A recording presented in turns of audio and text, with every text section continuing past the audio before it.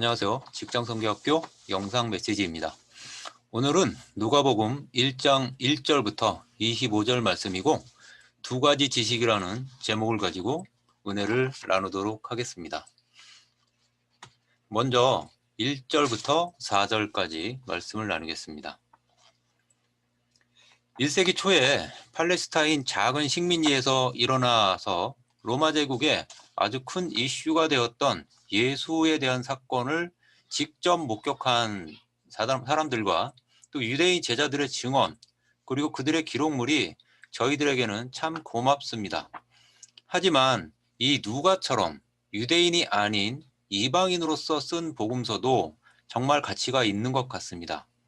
신약 성경에는 누가가 쓰고 데오빌로가 받은 또 하나의 책이 있는데 바로 사도행전이죠. 그 책에는 바울의 전도 여행 장면이 나오는데 주어가 바울은 또는 바울 일행은 이라는 3인칭 시점으로 진행되던 글이 사도행전 16장 10절을 기점으로 우리라는 1인칭 복수가 됩니다. 바로 누가는 그 시점부터 바울 일행과 합류함으로 3인칭 관찰자에서 1인칭의 시점으로 또 그런 입장이 되어버렸고 그 이후부터 줄곧 그리스도에 대해서 듣고 배우며 또 자세히 살펴 복음을 확실하게 알게 된 것으로 보입니다. 그렇게 경험하고 얻은 확실한 지식을 많은 자들의 확실한 지식으로 확장시키기 위해서 글을 썼는데 그것이 바로 누가복음과 사도행전이라는 것이죠. 저는 대학교 내내 심리학을 공부했는데 그런 저보다 인지심리학 지식이 많은 제 아내가 알려준 내용입니다. EBS에서 전국 모의고사 0.1% 안에 드는 학생들과 평범한 학생들을 모아놓고 친숙한 단어를 이렇게 짧은 시간 보여준 후에 기억나는 대로 써보게 하는 시험을 봤다고 합니다. 이들은 IQ, EQ, 부모의 경제력, 성격 등에서는 별로 차이가 나지 않지만 메타인지라는 분야에서 차이를 발견했다고 합니다. 자, 메타인지는 내가 아는 것과 모르는 것을 정확하게 인지한다는 것이죠. 0.1% 들어가는 학생이나 아니면 평범한 학생들이나 단어에 맞고 틀린 수는 사실상 비슷하지만 그 안에 공부 잘하는 학생들은 자신이 알고 모르는 것에 대해서 정확하게 인지하고 있었고 이 평범한 학생들은 잘 모르고 있었다는 것이죠. 그러니까 자기가 몇 개 틀린지 몰랐다는 것입니다. 다시 말해 공부를 잘하는 학생은 자신이 무엇을 모르는지 정확하게 알고 그에 대한 전략적 공부를 하는데 반해 평범한 학생은 모르거나 대충 알고 있는 것을 그냥 잘 알고 있다고 여긴다는 것이죠. 세상에는 두 가지 지식이 있는데 하나는 알고 있다는 느낌은 있지만 설명할 수 없는 지식이고 또 하나는 알고 있다는 느낌뿐 아니라 설명도 할 수 있는 지식입니다. 인지심리학자들은 후자만 진짜 지식이라고 합니다. 대부분의 사람들이 성경에 대해서 이런 오류를 잘 범합니다. 복음, 예수 그리스도, 구원, 제자, 믿음 등 오랫동안 많이 접해온 성경 속의 친숙한 단어와 개념들을 안다고 생각하지만 사실은 틀리게 알거나 피상적이고 단면적인 지식만 있어서 남에게 제대로 설명할 수 없는 상태로 평생을 산다는 것이죠. 0.1% 안에 드는 학생들은 친구들의 질문을 받고 설명을 잘 해주면서 심지어는 방 안에 칠판을 두고 부모 앞에서 설명하는 연습을 한다고 합니다. 자, 설명하려면 확실히 이해해야 하고 설명하다 보면 또 자신이 미처 이해하지 못한 부분이 드러나게 되어서 이 스터디 그룹의 최대 수혜자는 결국 그 설명하는 학생이 된다는 것입니다. 왜 예수님께서 제자들에게 성경의 모든 것을 자세히 가르치고 전하라고 하셨는지 그 의도가 분명히 나타납니다. 그러므로 누가복음의 최대 수혜자는 데오빌로나 우리가 아니라 바로 누가 자신이었던 것입니다. 5절에서 7절을 보겠습니다. 누가의 글은 당시의 랜드마크적 시대 배경을 밝힘으로 객관성을 잘 드러냅니다. 헤롯 가문은 에돔 사람이지만 여우 같은 처세술로 유대인의 왕이 되었고 그 왕위를 유지하려고 무진 애를 씁니다. 성경에서 3대에 걸쳐 등장하는 헤롯들은 왕좌를 지키기 위해 예수와 동시대에 태어난 남자아이들을 죽이고 세례 요한을 죽이고 예수를 죽게 하고 사도 야고보를 죽이고 바울을 신문하지만 그것으로 진정한 왕의 길을 막을 수는 없었던 것이죠. 가짜가 왕 노릇하는 가장 어두울 때에도 사가랴와 엘리사벳과 같은 제사장 부부가 있으니 하나님의 나라가 시작되는 것입니다. 아마도 올바른 제사를 드리는 제사장들이 많지 않았으며 그저 먹고 살기 위해서 제사 일을 하는 자들, 그런 사람들 틈에서 의롭고 말씀에 부합하는 사역을 고집하던 자들로 보입니다. 그런 이유 때문에 뭐 꼭 그렇게까지 하느냐? 아이고, 그런 거 대충 해도 된다. 그렇게 열심히 해도 너희들은 자식이 없구나 라는 조롱 섞인 말을 듣지 않았을까요? 성경의 많은 부분이 의인임에도 죄인보다 못한 처지에 처해지기도 하더라는 것이죠. 8절에서 10절까지 보겠습니다. 자, 제비뽑기는 하나님의 뜻을 명확하게 알지 못했던 사람들이 하나님의 뜻대로 행하고자 하는 의도로 행했던 것이죠. 신약 성경에서는 제비뽑기가 사도행전 1장 26절에서 그 12제자, 즉 가룟 유다가 없어진 12제자의 수를 채우기 위해 그 마띠아와 또 한 명을 세워놓고 했던 그 제비뽑기가 성경의 마지막 제비뽑기였어요. 자, 그 이후 온전한 계시인 성경을 통해서 하나님의 뜻을 분명하게 알 수 있는 시기가 되었기에 더 이상 행하지 않은 것으로 보면 될 것입니다. 여하튼 하나님께서는 이 사가랴의 그 차례 반열을 기다리셨고 급기야 그를 택하셨습니다. 11절부터 16절까지 보겠습니다. 하나님 앞에서 의로운 제사장 부부, 오랫동안 자식을 낳기 위해 간구하던 자들, 어둠의 때에도 언약을 잊지 않으며 의로운 제사를 올리던 자들에게 반드시 응답하신 것이죠. 이 응답은 여호하난, 여호와는 여호와의 은혜, 즉 하나님의 은혜라는 뜻, 요한이라는 이름의 뜻이죠. 그런 하나님의 은혜라는 뜻의 자식을 주신다는 것입니다. 오늘날 기독교를 지배하는 거짓된 이론과 가치관 속에서도 하나님 앞에서 의로운 제사를 올리며 하나님을 기쁘시게 하는 선한 행실을 하는 자들은 반드시 응답을 받을 것이고 진정한 제자를 양산할 것이라는 희망을 저는 이 본문에서 봤습니다.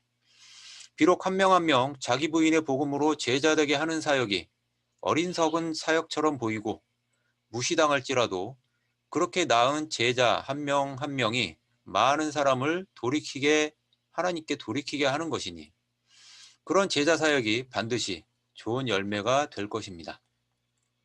많은 교회가 세상에 취해 살다가 주일에만 교회에 와서 회개하는 교인들을 양산하는데 일시적이고 감정적인 충만을 성령 충만으로 아는 사람들이 많아지는데 또 그런 사람들을 만족시키려는 종교 행사를 만들어내는데 그런 방식으로 사역한다 해도 충실한 말씀 묵상과 연구를 통해서 한 명 한 명 제자를 삼는 것이 결국엔 하나님을 기쁘시게 할 것입니다. 17절을 보겠습니다. 자, 엘리야는 어떤 사람인가요? 엘리야는 세상과 부합하지 않으며 세상이 감당 못할 광야의 영성으로 세상의 권세자와 우상 숭배자들에게 밀리지 않고 싸워서 이겨낸 사람입니다. 하나님이냐 바알이냐 둘 중 하나만 택하라는 그의 성정과 능력은 오늘날 하나님이냐 돈이냐라고 외치던 작구엘리를 거쳐서 우리에게까지 전해지는 것입니다. 하나님과 돈을 같이 섬기던 850명이 나를 틀리고 이상한 자로 몰아가더라도 버티고 싸우다 보면 이길 수 있는 것이고 많은 사람들이 회개하게 할 수 있을 것입니다. 그렇게 2000년 동안 오고 계시는 그리스도의 구불구불한 길을 곧게 펴므로 그리스도의 재림을 앞당기게 되는 것이죠. 땅끝 모든 나라에 그리스도의 진정한 제자 공동체가 세워진다면 하나님의 승리가 되지 않겠습니까? 그때 하나님께서는 사탄에게 말씀하실 겁니다.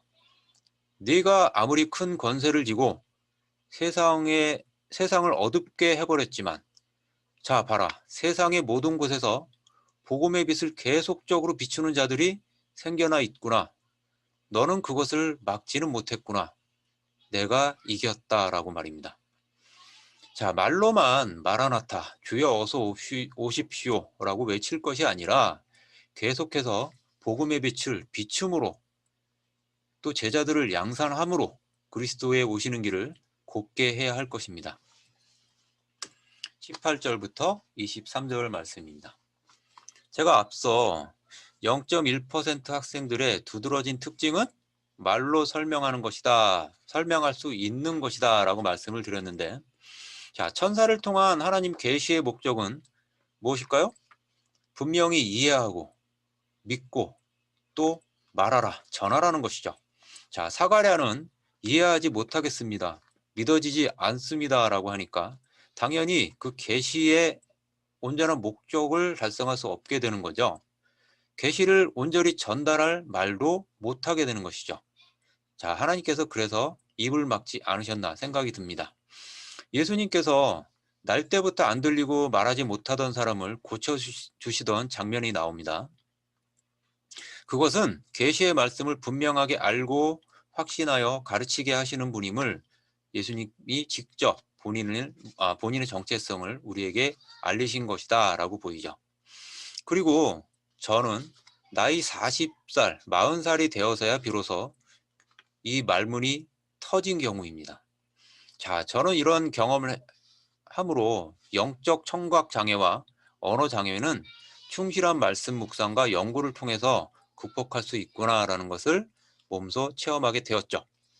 자, 성경에 가끔 이런 장면이 나오는데, 하나님께서 된다고 하면 된다고 생각하는 것이지, 그러니까 하나님께서 그렇게 될 것이다 약속을 하셨으면 그렇게 될 것이다 라고 생각하며 그렇게 되도록 방법을 여러 가지로 강구하는 것을 하나님께서 원하신다는 거죠.